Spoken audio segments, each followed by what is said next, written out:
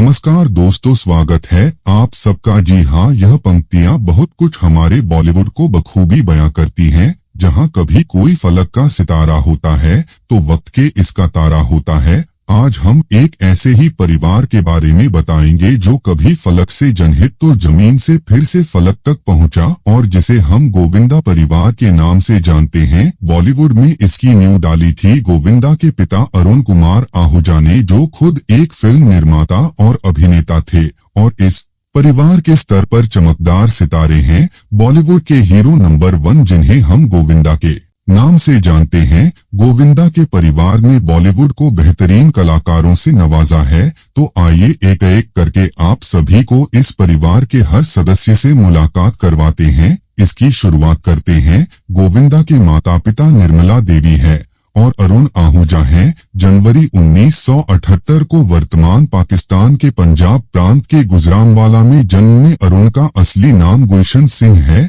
अपने स्कूल की शिक्षा पूरी कर इन्होंने लाहौर में नेशनल कॉलेज में पूरी के 35 वर्ष में इंजीनियरिंग की डिग्री हासिल की। इसी दौरान महान सुंदर एक्टर महबूब खान साहब एक नए टैलेंट की तलाश में लाहौर आए हुए थे, और उनके टैलेंट की तलाश खत्म हुई गुलशन सिंह से। यहीं से शुरू हुआ अरुण कुमार आहूजा का बॉलीवुड का फिल्मी सफर। 1947 में रिलीज हुई फिल्म एक ही रास्ता से अरुण जी ने अपने फिल्मी कैरियर की शुरुआत की, जो कि अरुण जी एक्टिंग और गाय दोनों ही उम्र के धनी थे, इसलिए जल्दी महबूब साहब के चहेते बन गए और उनकी कई फिल्मों में मुख्य किरदार में नजर आए। अरुण जी ने 40 से 50 के दशक के बीच लगभग 30 फिल्मों में काम किया, जिसमें औरत आजाद, सवेरा, आम्रपाली कारवां और छोटी माँ जैसी फिल्में शामिल हैं। जहां महबूब साहब की एक ऐसे है जो दौर में स्थल नहीं, लेकिन आगे चलकर इस फिल्म की रीमेक में खान साहब के फिल्मी जीवन की पहचान बनी, और यह बॉलीवुड की सबसे महान फिल्मों में से एक, जिसे हम मदर इंडिया के नाम से जानते हैं।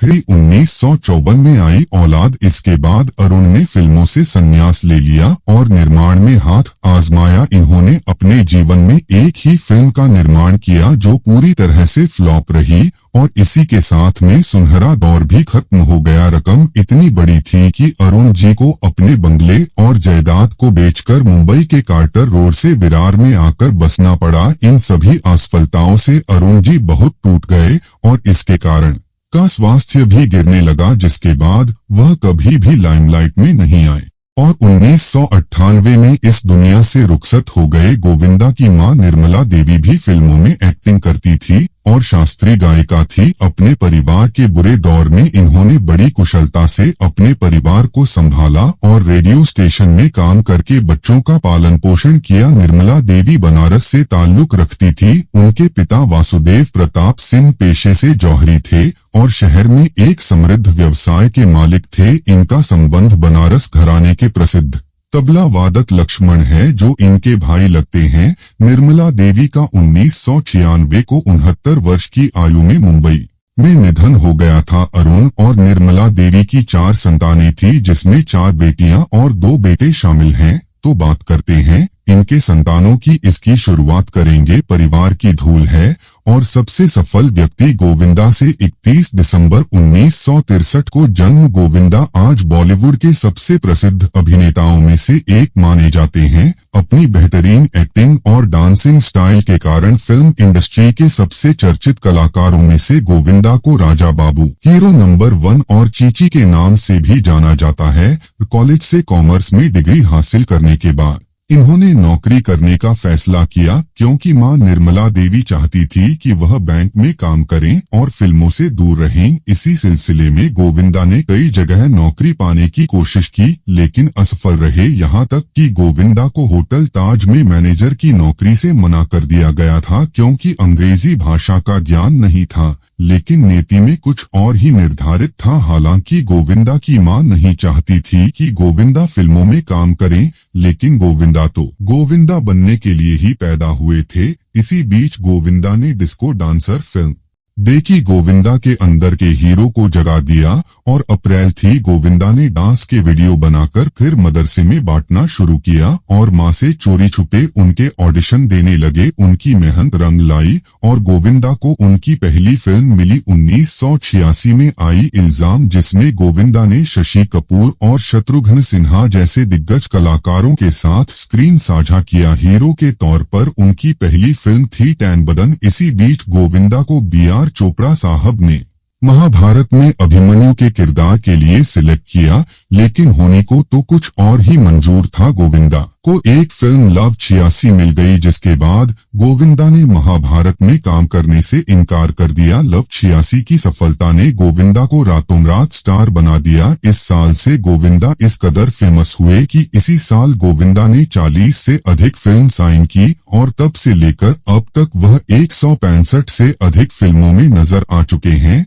1980 के समय गोविंदा ने बहुत ही पारिवारिक ड्रामा, एक्शन और रोमांटिक फिल्म की। यहाँ 80 के दशक में उन्होंने बॉलीवुड में एक्शन हीरो के रूप अपनी पहचान बनाई, तो ही 90 के दशक में इन्होंने अपनी पहचान एक हास्य अभिनेता के रूप में भी बनाई। 1990 से 1999 के बीच का समय उनके लिए काफी अच्छा रहा हूँ। उनकी फिल्मों को आलोचकों और दर्शकों ने खूब सराहा ही, ताकि साथ ही फिल्में बॉक्स ऑफिस पर भी धूम मचाती रहीं। इसी दौरान इनकी हम आंखें, राजा बाबू 16 और Shabnam Coolie number 1, hero number 1, aunty number 1, Dulhe राजा, हसीना मान जाएगी जैसी सफल फिल्में रिलीज नहीं, और खासतौर पर गोविंदा को कॉमेडी फिल्मों के लिए याद किया जाता है। साल 2009 में एक ऐसा समय जो गोविंदा की लगातार फिल्म सिनेमाघरों में असफल रही, और यही समय था जब गोविंदा पर जीवन में उतार चढ़ाव वाला गोविंदा ने एक बार फिर दुनिया में धमाकेदार एंट्री ली। इस दौरान गोविंदा पार्टनर, हॉलिडे जैसी फिल्मों में नजर आए थे। गोविंदा साल 2014 में टेलीविजन जगत में एक reality show dance India super moms एजेंटों में जज के तौर पर भी नजर आ चुके हैं।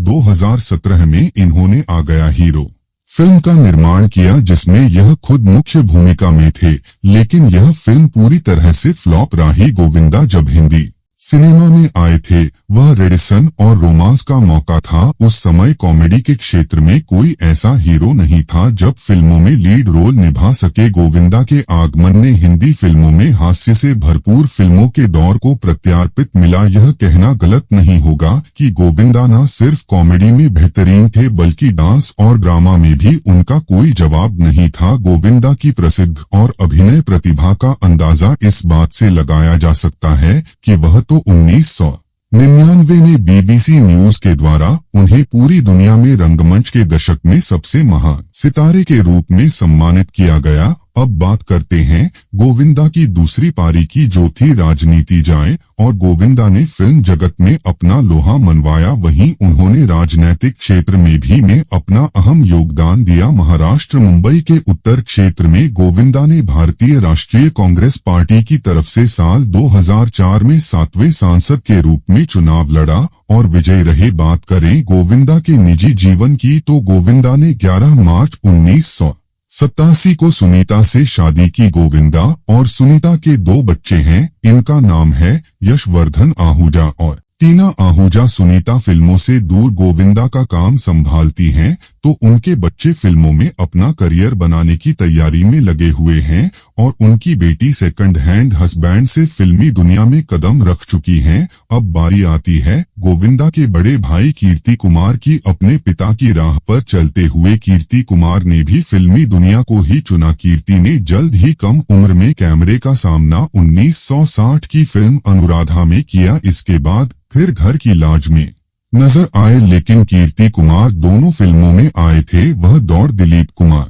राजेश खन्ना, धर्मेंद्र देव आनंद और आगे अमिताभ बच्चन देते स्थान। व्याख्याता इसलिए उन्हें फिल्म में मुख्य भूमिका नहीं मिल सकी। कीर्ति कुमार, झुक गया आसमान, बलिदान, रामपुर का लक्ष्मण, हीरा पन्ना, तूफान, हीरालाल, पन्नालाल जैसी 50 से भी अधिक फिल्मों में बाल कलाकार के तौर पर नजर आ चुके हैं। अपने करियर को आगे बढ़ता देख कीर्ति ने डायरेक्शन के क्षेत्र में हाथ आजमाया और उन्होंने अपनी पहली फिल्म निर्देशित की हत्या, जो कि 1988 में रिलीज हुई।